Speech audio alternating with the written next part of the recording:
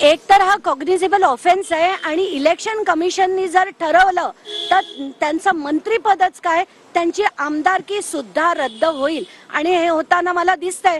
जर यांनी आज कारवाई केली नाही तर मी सीजनकडे ऑलरेडी पत्र लिहिलेलं आहे आणि त्यांच्याकडनं याला सुओ मोटो पिटिशन दाखल करून घेण्याची विनंती देखील मी केलेली आहे। राजीनामा घेतला नाही तर काय भूमिका असेल? राजीनामा घेतला नाही तर काय भूमिका असेल? तर चीफ जस्टिस कडे मी जे पत्र लिहिलेलं आहे त्याच्यावर कारवाई होईल अशी माझी अपेक्षा आहे। तिथेही नाही झाली तर रिट जे फाईल करायचंय ते मी डेफिनेटली फाईल करणार आहे।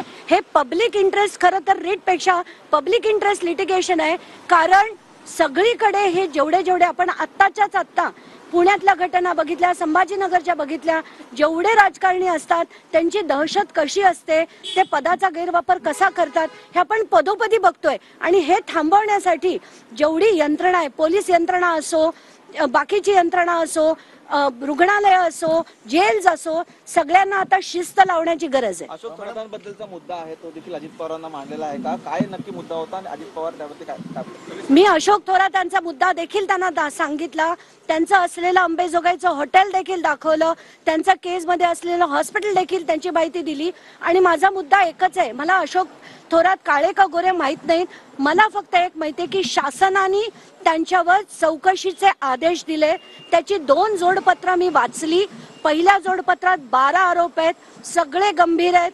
दुसऱ्या जोडपत्रात 12 असे 24 आरोप त्यांच्यावर शासनाने लावले आहेत। 3.5 वर्ष गेले त्याची चौकशी चालली आहे, पण ती चौकशी अजून संपलेली नाही, म्हणून त्यांनी 2दा VRSचा अर्ज केला, तो देखील फेटाळला गेला।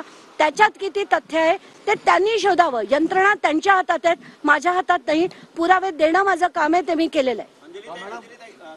तुम्ही सुरुवातीपासून तुम्हाला या प्रकरणात धमक्या पण मिळाल्या होत्या, या प्रकरणात आता पक्षप्रमुख म्हणून अजित पवार तुम्हाला न्याय देतील असं वाटतंय का? तुम्ही राजीनाम्याची मागणी करताय? आज अतिशय गंभीरपणे त्यांनी प्रत्येक गोष्ट ऐकली आणि प्रत्येक गोष्ट त्यांनी रील्स पासनं, फोटोग्राफ्स पासनं, पेपर्स पासनं सगळं अतिशय गंभीरपणे त्यांनी बघितलंय।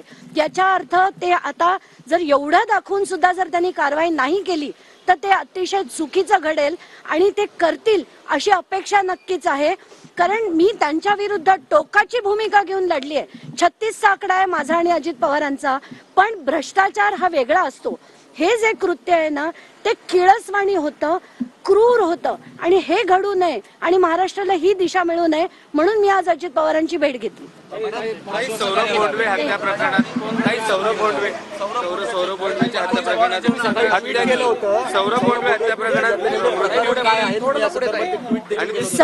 सौरभ नावाचा 28 वर्षाचा मुलगा त्याला तलावात बुडवून मारण्यात आलं।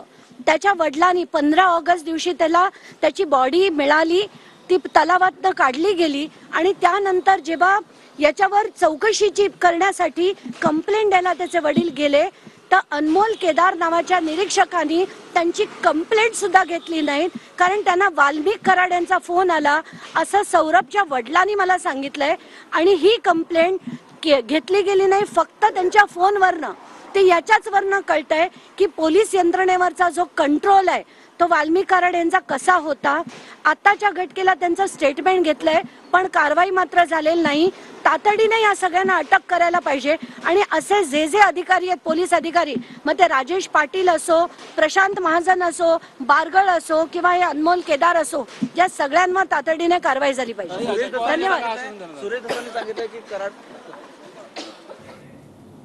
तर सर्व बॅलन्स शीटवर मुंडे पती पत्नीची सही होती, कराडचा पोलीस यंत्रणेवर कंट्रोल होता असं अंजली दमानिया यांनी अजित पवार यांना सांगितलंय। कराडचा पोलीस यंत्रणेवर कंट्रोल होता आणि कशा प्रकारे वाल्मिक कराड पोलिसांना सूचना द्यायच्या या संदर्भात देखील